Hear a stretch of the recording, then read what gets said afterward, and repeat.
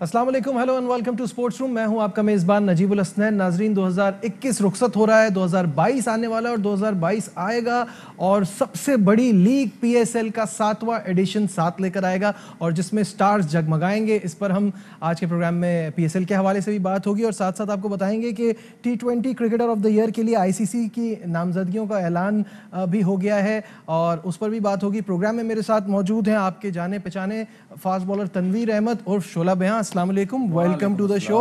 बड़े दिन के बाद आप आए हैं। बस मसरूफ थे, क्या करें? मसरूफ थे आप। अच्छा, ये बताइए कि कैसा देख रहे हैं 2021 जा रहा है, काफ़ी कुछ एक्टिविटीज़ हुई हैं इस साल में स्पोर्ट्स को लेके। साल कैसा लगा आपको ये?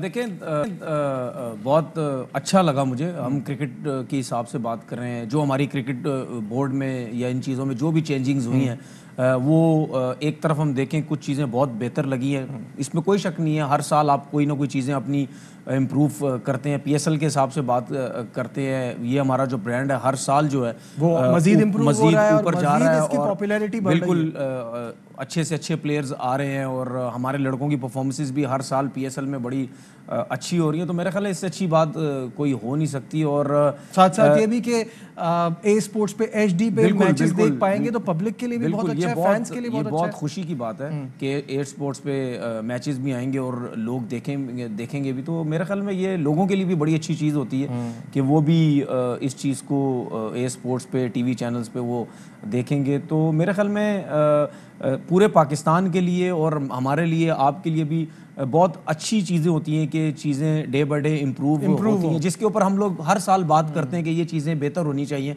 और वो हमें आहिस्ता आहिस्ता नज़र भी आती हैं। एकदम से चीज़ें कोई ठीक नहीं होती, आहिस्ता आहिस्ता होती हैं, फिर और चीज़ें हमें अच्छी और देखने को मिलती। और जिस तरह रमीज़ राजा साहब आए और उन्होंने जिस तरह आके क्रिकेट बोर्ड संभाला है और एकदम से चीज़ें ठीक नहीं होती, लेकिन जो चीज़ें उन्होंने ठीक करने की कोशिश कर रहे हैं वो हमें पहले कभी भी नजर नहीं आई थी। बिल्कुल सही है। और उनका जो विजन है, बिजनेस कम्युनिटी से मुलाकातें कर रहे हैं, पैसे आपकी डोमेस्टिक पे लगा रहे हैं, ड्रॉप इन पिचेस की वो हमेशा बात करते थे, वो भी करने जा रहे हैं। देखिए, ये जो आपने बात की है, जब कराची आए और ताजरों से वो मिले, काफ़ी लोगों से उनकी मुलाकात हुई और ये चीज़ें नज़र आती हैं कि आप कुछ करना चाहते हैं, तो उसके बाद फिर हमें आगे चल के ये चीज़ें नज़र आएंगी भी और आनी भी चाहिए कि वाकई जो मुलाकात इन लोगों से हुई उससे क्या क्या हमें फ़ायदा हुआ। और मुझे उम्मीद है कि आगे चल के रमीज़ राजा जिस विजन के साथ आए हैं, जिस सोच के साथ आए हैं, लग ऐसा रहा है कि वो पाकिस्तान क्रिकेट के लिए कुछ ना कुछ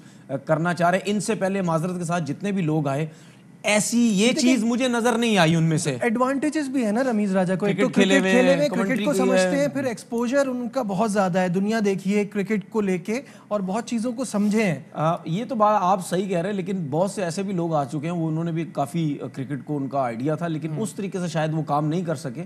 लेकिन इनकी एक सोच एक डिफरेंट नजर आती है ना, आगे पीछे भाग रहे हैं, कभी उस शहर में जा रहे हैं, कभी उन लोगों से मिल रहे हैं, कभी किससे मिल रहे हैं। तो ये जो चीजें होती है ना, ये चीजें नजर आता है कि शायद वो कुछ करना चाहते हैं। उनको भी पता है कि मेरे पास शायद इतना टाइम ना हो, जिस तरीके से वो भी कह चुके कि ज्यादातर आप बुरा भला बोलोगे मैं कमेंट्री की तरफ चला जाऊंगा। वो तो सबको पता है कि पाकिस्तान में ऐसी चीजें होती हैं, लेकिन जितना अरसा भी वो रहे तो लग मुझे ऐसा रहा, ड्रॉप इन पिचेस की जिस तरह आपने बात की है, तब्दीली आएगी और आनी भी चाहिए। चाहे बंदा थोड़े से अरसे के लिए काम करे, वो ऐसा काम करके जाए कि पीछे वाले लोग याद करें कि वाकई एक बंदा आया था, उसने आके उस तरीके से ना इंप्रूवमेंट हुई, लेकिन जितनी भी हुई वो अपने वो उस पे टेनोर में करके गया। बिल्कुल सही बात हो रही थी पीएसएल की, तो दोबारा उसकी तरफ बढ़ते हैं। पीएसएल के 7वें एडिशन में स्टार्स आएंगे और इस लीग की मजीद शान बढ़ाएंगे। यहाँ फुल प्रूफ प्लानिंग है, 20-20 खिलाड़ी होंगे, जो सप्लीमेंट्री मजीद खिलाड़ी ऐड होंगे उनके लिए ड्राफ्ट 7 जनवरी को होगा।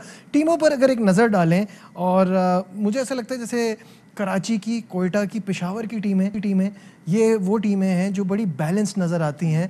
आपका क्या ख्याल है? देखिए, ये पता होना चाहिए सबको कि जब भी कोई लीग्स होती हैं उसके अंदर आपके स्पेशली जो हम बार बार बात करते हैं और लोग भी बात करते हैं कि यहाँ पे लोकल प्लेयर्स जो हैं वो बहुत इंपॉर्टेंट होने चाहिए। और हमने काफ़ी दफ़ा देखा पीएसएल में कि जो टीम बैलेंस नहीं है, जिनके बॉलर्स नहीं हैं, जिनके पास स्पिनर्स नहीं हैं, जिनके पास बैट्समैन की कमी है, वो ये जो चीज़ें पुर करते हैं वो आपके लोकल प्लेयर्स करते हैं, क्योंकि फॉरेन प्लेयर्स तो इतने ज़्यादा खेलते नहीं आपके।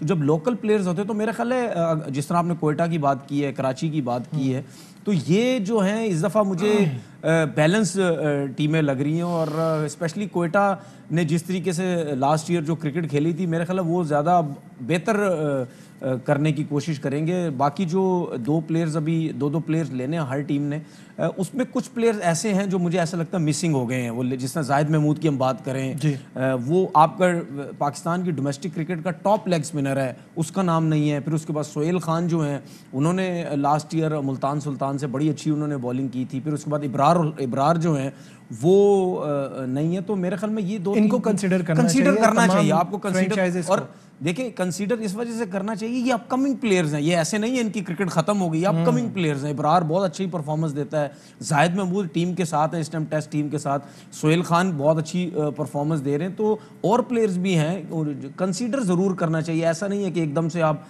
एक लड़का अच्छा परफॉर्म कर रहा हो उसके बाद अगले साल वो नहीं नज़र आता, आप उसी को लेके चले। तो मेरे ख्याल में जिस तरह हमने बात की कि हर साल कुछ इम्प्रूवमेंट नज़र आनी चाहिए, आपके अच्छे प्लेयर्स भी आने चाहिए, आपके फॉरेन प्लेयर्स भी नए से नए आने चाहिए, आपकी क्रिकेट भी अच्छी इंप्रूव होनी चाहिए। जिस तरीके से हम सिक्योरिटी की बात करते हैं वो हर साल बड़ी जबरदस्त होती है। और इस बार पूरा होटल जो है करने की जो बात हो रही है, तो आपने कोरोना के से भी निपटने का प्रॉपर इंतजाम रखा है। कोरोना अब चल रहा है तो उसके हिसाब से तो आपको हर चीज़ करनी पड़ेगी। तो मेरे ख्याल में अगर हम टीम्स की बात करते हैं तो इस दफ़ा कोई टीम मुझे ऐसी नहीं है कि बहुत वीक लग रही है, जिसके बारे में हम बोले कि नहीं जी इनके पास फास्ट बॉलर नहीं है, इनके पास बैट्समैन नहीं है, इनके पास स्पिनर इतने अच्छे। बैलेंस सभी का बहुत अच्छा है, बैलेंस सभी का। और फिर उसके बाद एट द एंड ये होता है कि आप कौन कितना मोमेंटम पकड़ता है, क्योंकि लीग्स में तो वही मैटर करता है। ये देखिए ये होता है, जिस तरह हमने मुल्तान सुल्तान की बात अगर हम करें तो जो आई थिंक कराची में जो मैचेस थे उसमें वो इतना अच्छा परफॉर्म नहीं कर सके। फिर उसके बाद दूसरा सेशन जब खेले जाके वहां पे एकदम से वो ऊपर चले गए। तो कंडीशंस की ये जो चीजें, ये जितनी भी टीमें उनके माइंड में होंगी कि कराची जब पहले मैचेस होंगे उसमें हमने इस कंडीशन पे कैसा खेलना है, फिर वहां जाके हमने कैसा खेलना है, क्योंकि लास्ट ईयर इस टाइप ये सिचुएशन आज आ गई है। उसके बाद आपकी जो टीम बैलेंस है, टीम सिलेक्शन है, वो एक दो मैचेस से आइडिया नहीं होता, फिर जब आप खेलते चले जाते हैं फिर उसमें। और कराची किंग के जो नए कोच हैं उनको फिर देखते हैं वो कैसा करते हैं, लेके चलते हैं टीम का। एक्सपीरियंस तो बहुत है उनके पास, एक्सपीरियंस की वजह से ही जाहिर बात है इतनी महंगी जो टीम है उसमें आए हैं। तो मेरे ख्याल में फ़ायदा ही होगा कराची को। बिल्कुल सही। तो PSL पे तो हमने बात की, मूविंग ऑन अब बात करेंगे T20 cricketer of the year के लिए। ICC ने के लिए मुझे तो रिजवान से आगे कोई नज़र ही नहीं आता, जबकि जो बाकी प्लेयर्स हैं उसमें हसरंगा हैं, बटलर हैं, मिच मार्श हैं, लेकिन रिजवान जिस तरह से खेल गए हैं इस साल, देखिए रिजवान ने जिस तरीके से परफॉर्मेंस दे दी है, मेरे ख्याल में T20 क्रिकेट में इतना कंसिस्टेंट परफॉर्म करना, अब तो मैं यही चाहता हूँ अपने पाकिस्तान के प्लेयरों से, बैट्समैन हो या बॉलर हो, मैं ये चाहता हूं कि अगर आपने एक टॉप परफॉर्मर बनना है तो आप जब ग्राउंड के अंदर आते हैं कुछ भी ना करें। आपको याद होगा मैं कितनी दफा शोज में कह चुका हूं, आप कुछ ना करें, लेकिन जब आप ग्राउंड में आए तो मैच देख रहा हूं टीवी में, बंदा बोलेगा यार 50 तो करेगा ही करेगा, 40 तो करेगा ही करेगा, बेशक कुछ ना करो। जो रिजवान इस टाइम खेल रहा है, जब भी बैटिंग करने आएगा आपको ये दिमाग में जरूर आएगा, इम्पैक्ट जरूर डालेगा मैच पे। और आप सबसे बड़ी एग्जांपल और इस साल की सबसे बड़ी हाईलाइट हिंदुस्तान को वर्ल्ड कप में हराना है, उसमें आप उनकी running between the wickets check करें, इससे आपको फील हो रहा है कि कॉन्स्टेंटली प्रेशर बढ़ाया जा रहा है। एक तो है वो नेचुरल वो एथलीट बड़ा अच्छा है, फ्लेक्सिबल बहुत ज्यादा है, लेकिन उसके साथ साथ जिस तरह वो परफॉर्म कर रहा है बैटिंग में, नो डाउट नेचुरल टैलेंट है वो, लेकिन नेचुरल टैलेंट के साथ आपको परफॉर्म भी करना आना चाहिए। इसमें कोई शक नहीं है, ज्यादातर शॉट्स वो ऑन साइड पे खेलते हैं, लेकिन उनका ऑन साइड इतना पक्का है कि वो उस पे भी वो कामयाब हो जाते हैं, रन्स बनाते हैं। तो ऐसे जो प्लेयर्स हैं और इतना कंसिस्टेंट परफॉर्म, कि मेरा ख्याल है रिजवान के साथ किसी का मुकाबला नहीं है। अगर हम हसन रंगा की बात करें, नो डाउट उसने आके बता दिया है कि श्रीलंका में भी कोई ऐसा लेग स्पिनर है कि जो इस क्वालिटी का है, टॉप पे रहता है हर टाइम वो, और जैसा परफॉर्म करता है, T10 देखें, T20 क्रिकेट देखें, वनडे देखें, जो भी क्रिकेट उसकी देखें, वो हमेशा डिस्टर्ब करता है। और लेकिन ये जो आपने 4 बंदे बताए हैं, इसके अंदर ये नहीं कि पाकिस्तान का रिजवान तो हम बात कर रहे हैं, लेकिन रिजवान मेरे इस साल एक्स्ट्राऑर्डिनरी परफॉर्मेंस है। नाज़रीन, यहाँ लेते हैं एक छोटा सा कमर्शियल ब्रेक, आगे बढ़ाएंगे, स्टे विद अस।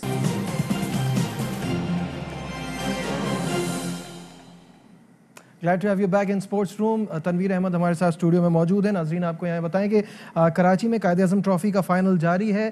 खैबर पख्तूनख्वा और नॉर्दर्न के दरमियान ये मैच खेला जा रहा है। केपी ने पहले बैटिंग करते हुए 374 रन बनाए, जवाब में नॉर्दर्न की टीम 256 रन बनाकर आउट हो गई थी। केपी की 118 रन की लीड थी और फिर दूसरी इनिंग में 265 रन बनाए हैं केपी ने, जिसके बाद अब 364 का टारगेट है नॉर्दर्न के लिए और उनकी बैटिंग जारी है। बड़ा ज़बरदस्त फाइनल हो रहा है कराची में। कैसा देख रहे हैं इसको, कायद-ए-आज़म ट्रॉफी के फाइनल को? देखें, मज़ा आया। हमारे साथ शाहिद हाशमी साहब हैं, उनसे पहले अपडेट ले लेते हैं। शाहिद साहब, अस्सलाम वालेकुम।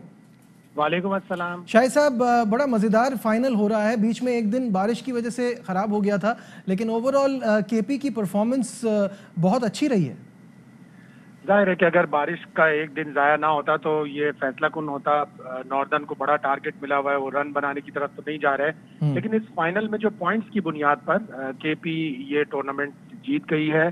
7 पॉइंट्स उन्होंने हासिल किए, 4 बैटिंग के, 3 बॉलिंग के, और उनके मुकाबले पर 4 पॉइंट्स नॉर्दर्न की टीम हासिल कर सकी। तो केपी की टीम जीत गई। आज की खास बात मोहम्मद हुरैरा के लिए थी कि वो सीजन में 1000 रन बना पाते हैं या नहीं बना पाते।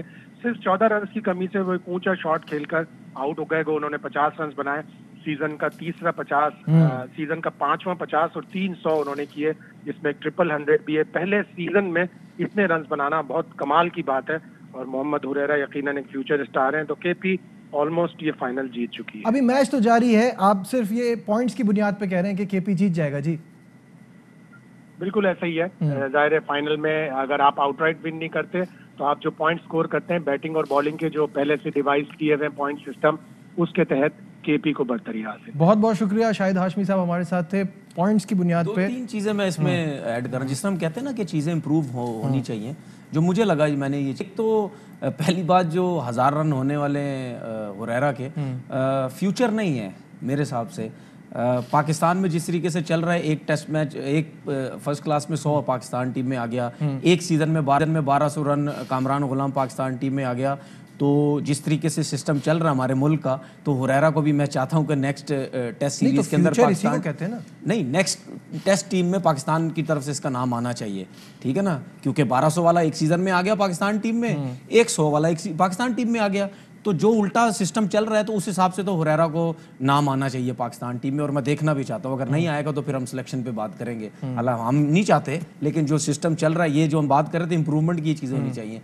दूसरी बात ये कि हम बात करते हैं इंग्लिश सिस्टम की, हम बात करते हैं ऑस्ट्रेलिया के सिस्टम की, कमेंटेटर कौन कमेंट्री कर रहा है? हमें क्रिकेटर तो कोई भी नजर नहीं आ रहा वहाँ पे, ठीक है? हम यहाँ तो कोई कमेंटेटर को बुलाने में तो कोई पैसा नहीं लग रहा। आप टेस्ट प्लेयर बुलाओ, आप फर्स्ट क्लास प्लेयर बुलाओ, टेक्निकली बातें कौन करेगा?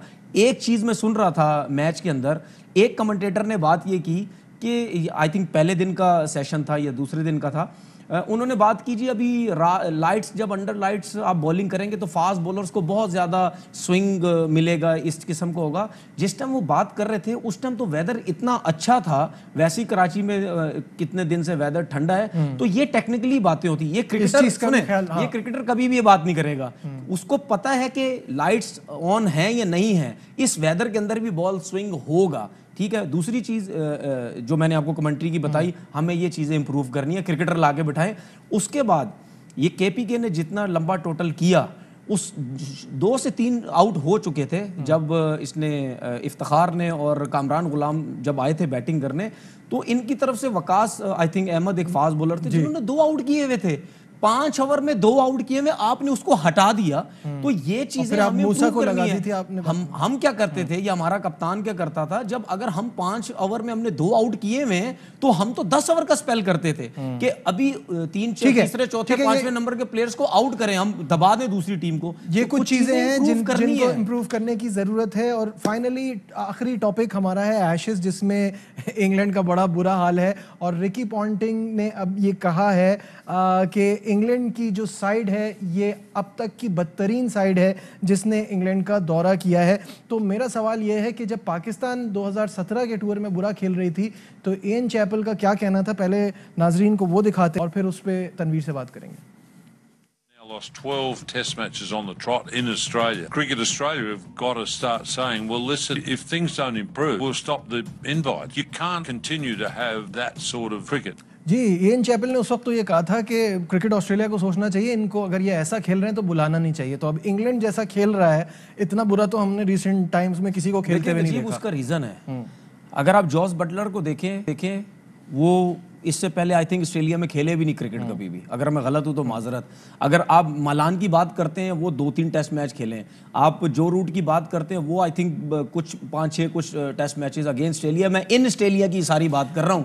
उसके बाद आप हसीब अमीम को, हमारी भी ऐसी टीमें गई हैं, हमारी भी टीमें ऐसी होती हैं, ऐसी हर बार चेंज ही होती है। वो इस वजह से भी बात कर this is not an excuse to play such poor cricket. Experience player भी नहीं है उस कंडीशंस के हिसाब से। बेन स्टोक की अगर हम बात करते हैं, उनके इन ऑस्ट्रेलिया इतने टेस्ट मैचेस नहीं है। हसीब हमीद की देखें, बर्न्स की देखें। मुझे तो बड़ी एज अ क्रिकेटर मुझे बड़ा अच्छा लगा कि बर्न्स को रेस्ट करवाया गया क्योंकि वो उसकी जगह नहीं बनती। जेम्स एंडरसन और स्टुअर्ट ब्रॉड की जितनी उनकी फॉर्म है इन ऑस्ट्रेलिया, इतनी अच्छी परफॉर्मेंस नहीं है। इन चीजों से बड़ा फर्क पड़ा। ठीक है, बहुत बहुत शुक्रिया। तनवीर अहमद हमारे साथ थे आज के प्रोग्राम में। प्रोग्राम नहीं दीजिए अपने मेजबान नजीबुल हसनैन को इजाजत। अपना बहुत ख्याल रखिए। अल्लाह हाफिज। अहम तरीन खबरें अब एक क्लिक की दूरी पर।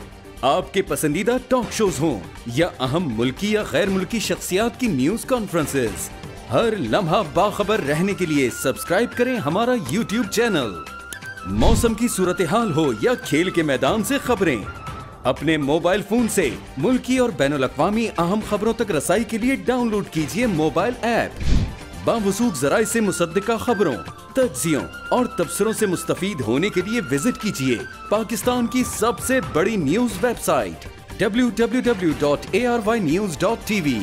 इन सब के अलावा पाकिस्तान का सबसे बड़ा फेसबुक पेज हो, सबसे बड़ा न्यूज इंस्टाग्राम अकाउंट या फिर ट्विटर, ARY न्यूज पहुंचा रहा है खबरें सबसे पहले आप तक, ताकि आप रहें हर लम्हा बाखबर।